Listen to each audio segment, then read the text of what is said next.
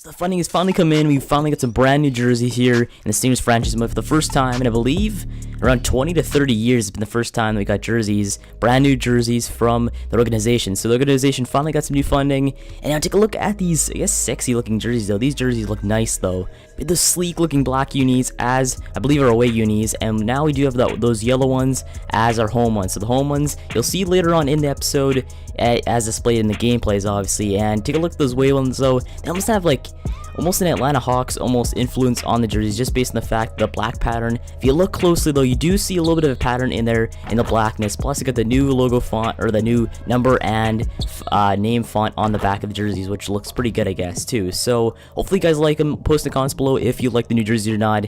I mean, I like the old ones, but the new ones, they seem more sleek, a better, almost brand new and a fresh start to this franchise, but especially when you take a look at our brand new players, Lamont Wade and Clay Anthony Gibbs Jr. So Lamont Wade and Clay Anthony Gibbs, hopefully the good first season here with the Stingers, as we picked, I believe, Lamont Wade 2nd overall, and we picked up Clay Anthony Gibbs 4th overall in the draft. We acquired both the 2nd and the 4th overall picks within trades. So hopefully those draft night trades go and pay off the season, as I believe it's almost like rookies are the key to success here in the NBA 2K17 simming stuff, because usually when you have rookies playing on your bench or in the starting lineup, it doesn't really matter too much where they're at. They usually end up influencing your team to play against better, because usually in all my experiences whenever I have franchise mode, you usually have a young rookie who gets pretty good pretty fast. Like his simulation for his development is pretty good, and he gets very good very fast. He's on a low contract, like 90 overall, low contract, and helps your team win a championship within a few years. So hopefully it happens with us. And take a look at overall at a record at the All-Star break, not too shabby I guess, as Russell Westbrook Jr. there, Russell Westbrook 2, sorry, 23 points in that one. Lamont Wade 23 against the Milwaukee Bucks in that game. I believe it's a career high right now for him, as Clay Anthony Gibbs 14 points, 9 boards, pretty efficient there on the glass in the season so far. But Cuddy Wilkins, and we have Abu Aikidi at the All-Star game, so hopefully they represent us well there in that All-Star game for 2058 or 59, I can't really know. But Clay Anthony Gibbs and Lamont Wade both make the dunk contest, so both those guys, they can slam it down whenever they want in the paint. So hopefully they play well for us. At least hopefully one of those guys will make the dunk contest and win it, or win the dunk contest, because we only have like 4 guys in there. 2 out of 4, we have 50% chance of winning that dunk contest. Hopefully they do that. But take a look at Rookie of the Year. We do have I believe Lamont Wade 4th in there, Abu Aikidi and Frank Perry 3rd and 4th there in DPOY voting. So Westbrook 2, we go and re-sign him to a 3-year deal over, I believe, $30 million. And Clay Anthony Gibbs 26 points, 10 boards in that overall All-Star game for the Rising Stars. And then we take a look at the dunk contest. Finally, we have a winner in Lamont Wade as a rookie. So Lamont Wade representing us well there at the All-Star game. Take a look at our All-Star game for the NBA stars. We have Abu Aikidi playing not too bad in that game, and Wilkins barely got any minutes in that game for them too. So kind of sucks Wilkins didn't get any minutes, but take a look at our last half of the season. We gotta play well if you want to stay number 1 in the East, as the Hawks only are 2.5 games back of us. But we might make the overall first seed in the East, as we do not have an MVP on our team this season. Troy Jeffries is Rookie of the Year over Lamont Wade and Clay Anthony Gibbs, so a big upset right there. DPOY goes to Marvin Reeves over Frank Perry and Abu Aikidi. Cameron Weber is Most Improved, and finally Andre Drummond wins one for the Stingers and takes home Coach of the Year at the awards banquet. So kind of sucks that we didn't get anything there, but anyway, doesn't really matter too much. You just want to get that championship at the end of the season anyway. But 13 for All-NBA. Finally Frank Perry makes it on there too, so finally Frank Perry gets a spot on the All-NBA team, and all defensive second team, we do have Frank Perry and Abu Aikidi on the same team. But All-Rookie first team, we have Lamont Wade, plus you have Clay Anthony Gibbs Jr. on the All-Rookie second team. So at least you have a few players that are on the All-NBA teams representing us in the end of the season. But take a look at the stats though for the season. The stats are down just based on the fact that, you remember, the shot clock goes down to 20 or going up to 24 seconds. That's why the stats are different from the years past, because I mean, add 4 seconds on to the possession per possession, it kind of gets pretty lengthy at the end of it. But take a look at the 76ers as our first round matchup in the quarterfinals. The Sixers 43 and 39, not that bad of a record. Their team is not that bad, I guess, as Frank Perry's day-to-day with an injury. But game 1, take that 1-0 lead here in this series, as Frank Perry 34 and 11 in that first game, and it looks like Russell Westbrook had a good game in that one too to get that dub. But game 2, take that 2-0 series lead in the quarterfinals, as Frank Perry 39 and 12, killer game for the man, should have been MVP. But game 3 here, we take game 3, 3-0 lead for us in this series. A 1-point W, 114-113 final, as Frank Perry drops 30 and 12, and Russell Westbrook 21 against those Sixers. But game 4, took no like the Sixers move on to the semifinals, but they take this one, a 119-98 final. They kill us in game 4 and make it a 3-1 series lead for us. So I don't know how we got killed in that game, but game 5 though, going to game 5, we're in Cincinnati. We had to take this one. We do 121, sorry, 117 in OT. So Westbrook 28 now, one killer game out of him. He's got that killer instinct that allowed us to move on to the next series to face either the Magic or the Celtics. We take on the Magic here in the second round. So the Magic 51-31, improved record over the 76ers, but their team, it's actually an improvement over the Sixers too. I guess Hobbs really makes a difference on coming off the bench there, and no injuries, mano a mano, fair matchup there. But game 1, Orlando takes a 1-0 series lead for them, as I don't know how we lost the game. 108-87 final. We got killed in that game. Game 2, they take that one 2-0 series lead for the Orlando Magic, as Lon Wade 17 points, Frank Perry 15 points, 8 boards. Terrible shooting out of our team though. Take a look at the shooting on the right side. It's terrible. I don't want to see that ever again. But game 3, take that one 2-1 series lead for Orlando, as finally we take a game here in this series. Westbrook 22 points, 11 assists now, and finally the shooting's looking a bit better. They're 9-14 out of 1 player on our team. But game 4, take that one. We all tied up at 2 apiece here. 99-79 finals. Frank Perry 24-10. We have Westbrook 21-8. We finally stepped up in that game. But game 5, they take that one 3-2 series lead for them, as Frank Perry 23-9-2-3. Good stat line, but I don't know how we lost the game though. I just have no idea how we lost it. But game 6 here, we gotta win this one if we want to stay alive. We do 111-97 final, as we take that game and make it a 3-3 series for both teams and make it a game 7 push. So game 7 here, we gotta take this one. Gregory puts up 30 in game 6. Is game 7. You gotta win this one if we want to move on to the next round, and we do at a score of 115-89 finals. We finally move on to the conference finals once again. So Frank Perry 19 points in that one, as finally we team stepped up in crunch time and won it against Orlando. But we're taking on the Atlanta Hawks, the team that you don't want to reckon with. 62-20. We're not that more better than the Atlanta Hawks. The Hawks are a very underrated team. They can kill you if you doubt them even one slight bit. But game 1, take that one 1-0 series lead for us, 109-95 final. As Wilkins 20 points, 6 boards now, one great game to him. But Rancic 42, that's a man you gotta watch for in this series. Rancic, he's a great player. You cannot sleep on him. But game 2, they take the 1-1 series for both teams. It's Clay Anthony Gibbs 18 points, a team high 18 as a rookies. But Rancic 24 in that one. Great game shooting the basketball in that game for the Atlanta Hawks. But game 3, we take that one 2-1 series lead for us at this point. Is Wilkins 18 points in that one. Gibbs 16. Gibbs is playing pretty well for us. But game 4, they tied up 2 apiece for both teams. Rancic 32 points in that one. 12 for 24 shooting, 50% from the field. As Westbrook 25, 8 from 17. Not that good. But game 6, they take that one 3-2, or game 5, they take that one 3-2 series lead for them, as it looks like Westbrook 16 points and Wilkins 30 for us, and Ranchi 36 for them, 3 for 15 from 3, but doesn't matter. Take game 5. They're starting the game 6 here in Atlanta. We got Stu or Duff if you want to win this one or want to move on. We do 127-97 finals, make this one a 3-3 series, and we're going to yet another game 7, back-to-back game 7s here. We got to go and pull off this W to move on to the NBA Finals. As take a look in the West, we have, looks like Trailblazers versus Mavs. We got to win this one if we want to move on to the finals. Outside Wilkins. So they've done it. They're going to move on. And you look at the reaction there, so obvious from looking at them just how important this achievement is, not to just the players, but this franchise. They've got their hands on the conference championship trophy, and this puts them in great position to make history. A tremendous opportunity now, just 4 wins away from a championship.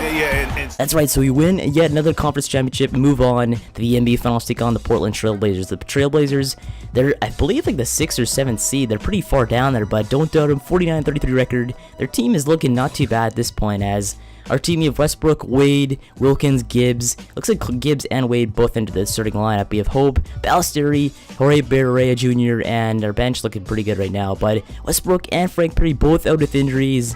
This isn't looking good for us if we have injuries on our team, because we need our team to be fully healthy if we want to win this game and move on to another championship here in this franchise mode. It's game 1 of the NBA Finals, first game in Cincinnati. Take that one 121-106 final, as I don't know how we lost game 1 though against these Trailblazers. Against Bob Lowry, 30 points, 15 boards, a defensive beast over there in Portland. But game 2, they take that one 113-112 final, 1-point W for them, as they just play good to the end of the stretch for that W. But Bob Lowry, 34 points, 13 boards, 2 assists, killer game yet again. The defensive beast there in Portland. But game 3, I won 105, 96 final. I think they want to take care of us pretty quickly here. 3-0 series lead for them at this point. They want to sweep us and take us out in 4 straight games in the finals. That's not good for us. It's now ready to game 4. It's do or die for us if you want to go and win 1 game. They set the screen for the 3. It's good from long range. And you can sense the fact that they didn't want to let the fans down here. It's been a fun night to be in the building. Greg, it really has been. I mean, such a lively, vibrant atmosphere, and no doubt that played a part in the big win. And they've done it, the new NBA champions. Well, they did it, and as they celebrate, you can just see the relief, the exhilaration that comes with winning it all. And Clark, you have to hand it to the entire organization. They worked together to get right here. And guys, what a reward for the fan base. I mean, I know one thing. They're going to enjoy this memory for a long, long time. And we have enjoyed our time with you folks all season long. This is Kevin Harlan saying so long. Have a wonderful summer.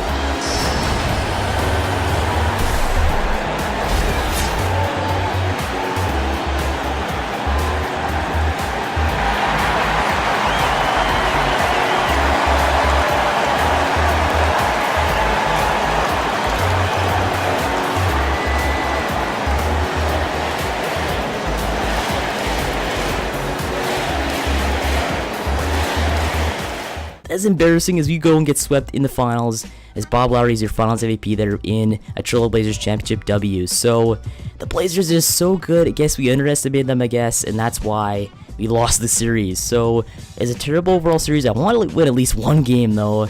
We didn't win a single game in the final series. Kind of sucks. The 3 are back-to-back Game 7 W's against, I believe, the Magic and those Hawks. But we take a look at retirements. So retirements, we have Farley there, legend, William Farley from, I believe that was the Bulls there, as he's a beast in the NBA. An NBA legend for sure here as he retires as a member of the Bulls. But William Farley, take a look at his career stats. His stats are amazing for his time as 12-time All-Star, 1-time All-NBA first team, and Rookie of the Year in past years. But Steven Sissy, he retires too as I believe a member of the free agency, as Sissy 6'6" overall. He kind of went down overall in his career as, I don't know, it sucks he didn't retire with the team, but he was a 9-time All-Star. Not too bad of a career there over for Steven Sissy. But take a look at Hall of Fame. We have Sissy, we have Marshall, and Farley, all Hall of Fame members in 2058. And take a look at retired jerseys. We have Farley, Valentine, Sissy, Randolph, and Marshall. And we have league meetings. They eliminate goaltending rule, which kind of sucks, but I guess the league wanted it. But draft lottery here. The Nets have the first overall odds, but New Orleans take the first overall pick. Second is the Heat. Third is the Warriors. As we move on to the 2058 NBA draft.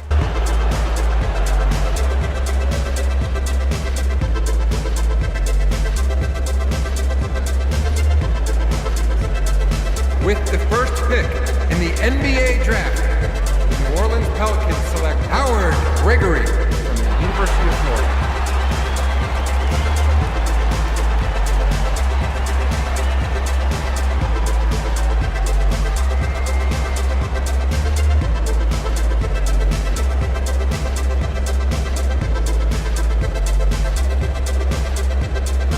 With the second pick in the NBA draft, the Miami Heat select Mac Samuel from George Washington University.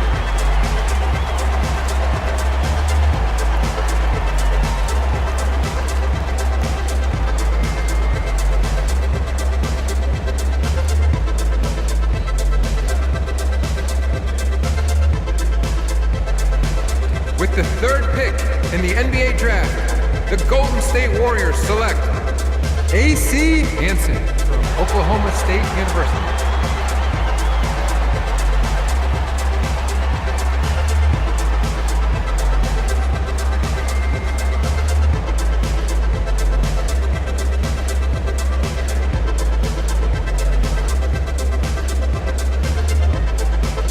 We have a trade to announce.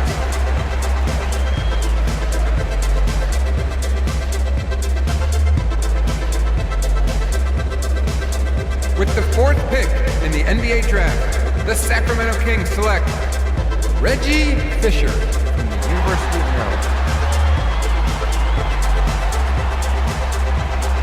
We have a trade to announce.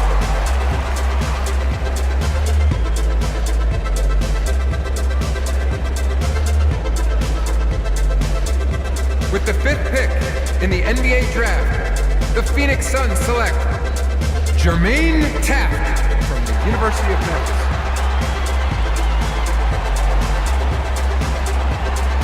We have a trade to announce.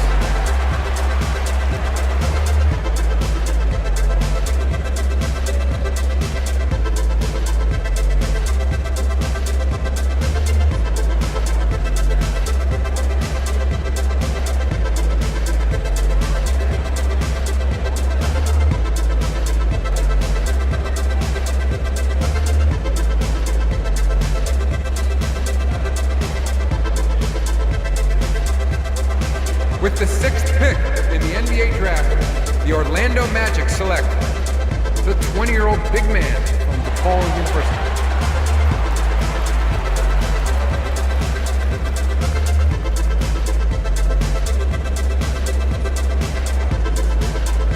With the 7th pick in the NBA draft, Brian Robinson from Georgetown University. We have a trade to announce.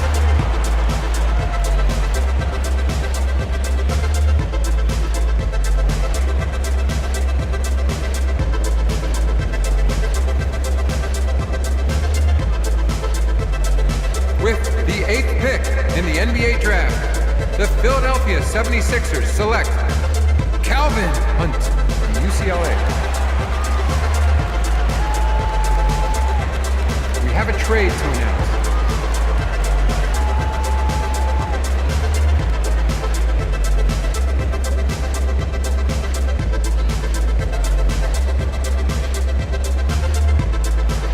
With the 9th pick in the NBA draft, the Milwaukee Bucks select Ian Joseph from LaSalle University. We have a trade to announce.